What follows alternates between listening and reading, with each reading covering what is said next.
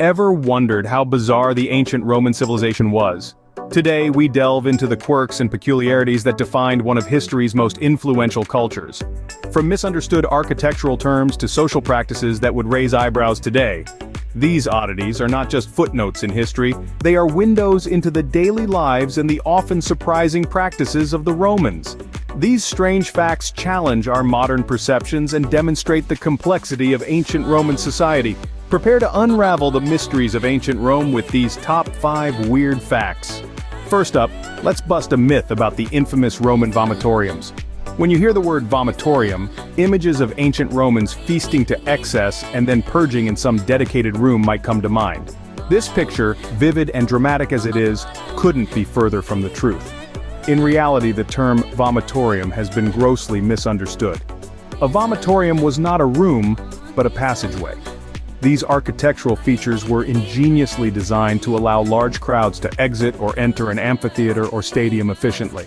Imagine the end of a popular event today, how everyone rushes to the exits all at once. Roman architects had mastered a solution to this modern-day dilemma 2,000 years ago. The word itself comes from the Latin verb vomere, which means to spew forth. Vomitoriums effectively spewed spectators out from the entertainment venues into the streets, dispersing crowds quickly and preventing the kind of bottleneck we often experience in contemporary venues.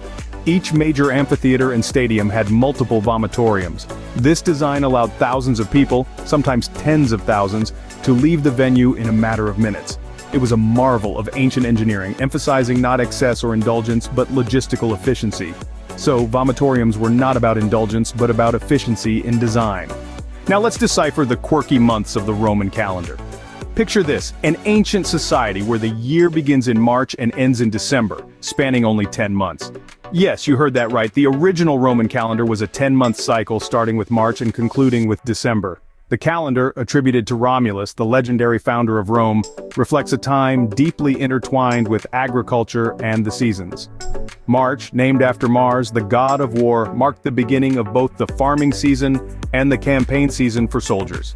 This makes sense, as these warriors-turned-farmers needed to align their lives with the cycles of nature for survival and conquest. As we move through the year, the logic behind the naming of the months becomes even more fascinating. September, October, November, and December might sound just like any other months to us, but their names are vestiges of their positions in the old Roman calendar. September comes from septem, meaning 7, October from octo, meaning 8, November from novum, meaning 9, and December from decem, meaning 10. These names were perfectly logical in a 10-month calendar starting in March. But wait, if the year started in March, what happened to January and February? Well, these months were later additions. Numa Pompilius, the successor to Romulus, is credited with the addition of January and February to account for the lunar cycles, rounding the year to 12 months. January was named after Janus, the god of beginnings and transitions, which is fitting for the start of a new year. Meanwhile, February was named after Februa, the Roman festival of purification, reflecting the societal preparation for spring. The Roman calendar reminds us how our current timekeeping evolved from ancient systems. Each month's name carries echoes from a past where time was measured not just by the sun and the stars, but by the needs and beliefs of human societies.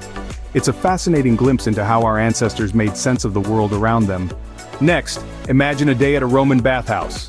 In the heart of ancient Rome, the bathhouse was far more than a mere place to cleanse. It was a pulsating social and cultural hub, a cornerstone of daily life. For many Romans, visiting a bathhouse wasn't just about washing away the grime of the day, but engaging in a rich tapestry of social interactions. The Roman bathhouses, or thermae, were grand architectural feats, equipped with a variety of rooms each designed to cater to the bathing process. Patrons would first enter the tepidarium, a room with lukewarm water, where they would begin to acclimate their bodies to the heat.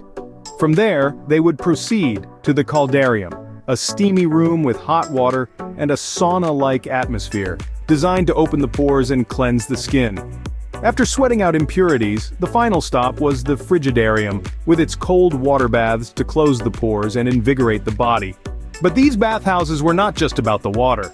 They were equipped with libraries, lecture halls, and even gardens.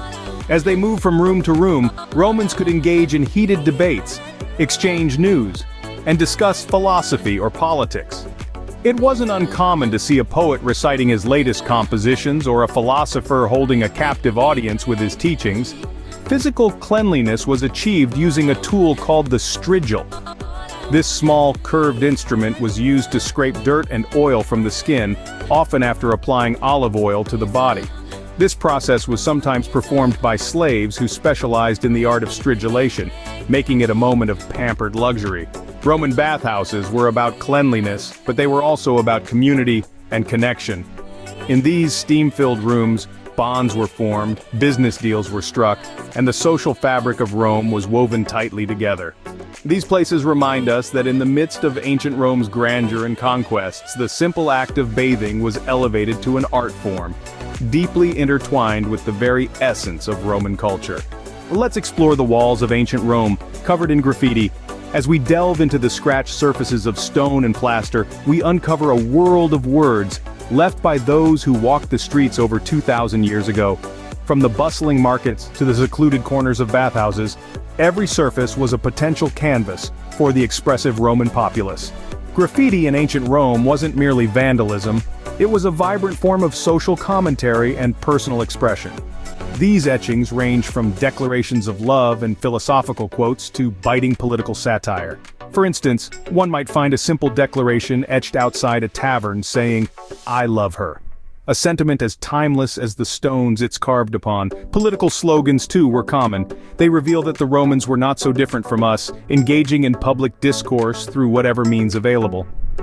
"Vote for Vatia" might be scribbled along a busy street, urging passers-by to support a local politician.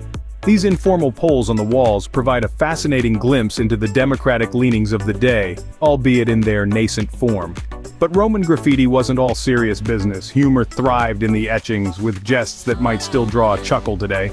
Imagine walking down a Roman street and reading, "Balbus was here drinking for 11 days, an ancient equivalent of our modern check-ins and social updates. Moving to a more personal scale, some graffiti reveals the voices of individuals who might otherwise be lost to history. A scribble in a domestic space, perhaps a home or a small shop, might say, "Fortunatus, you are loved by many," providing a poignant reminder of personal relationships and community ties in ancient Rome. Through their graffiti, Romans spoke to us across the millennia, sharing their humor and concerns. Each scratched line and roughly drawn word is a bridge to the past, revealing that the human experience, with all its complexity and charm, changes less than we might think over the ages. Finally, delve into the bloody beginnings of Roman gladiators. The origins of Roman gladiators are as captivating as they are grisly. Initially, these lethal contests weren't mere entertainment or sport. They began as funeral rites during the early Roman Republic, a blood-soaked tribute to honor the dead. In these somber ceremonies, slaves and prisoners were compelled to fight to the death, providing a spectacle believed to please the spirits of the deceased. But as Rome's power expanded, so did the scale and nature of these games. What started as private mourning rituals transformed into public spectacles of unparalleled brutality. By the 1st century BCE, the games had become a tool for political propaganda and social control, staged by the elite to gain favor with the masses or to outdo their rivals in displays of wealth and generosity.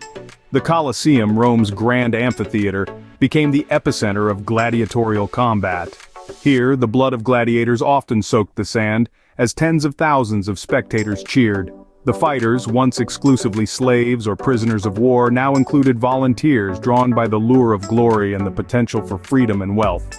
Surprisingly, even emperors like Commodus stepped into the arena, not just as overseers but as combatants to showcase their prowess and connect with their subjects. Gladiators are a stark reminder of the brutal entertainments that fascinated ancient Roman audiences. These 5 facts have taken us on a peculiar journey through ancient Rome. From the misunderstood purpose of vomitoriums, aiding swift exits rather than indulgent purges, to the structured chaos of the Roman calendar starting in March. We've delved into the social world of Roman bathhouses, deciphered messages in ancient graffiti, and traced the bloody evolution of gladiatorial combat. Each fact a brushstroke in the vivid portrait of Roman life and culture. Keep exploring the past, and stay amazed by the stories history has to tell. Until next time.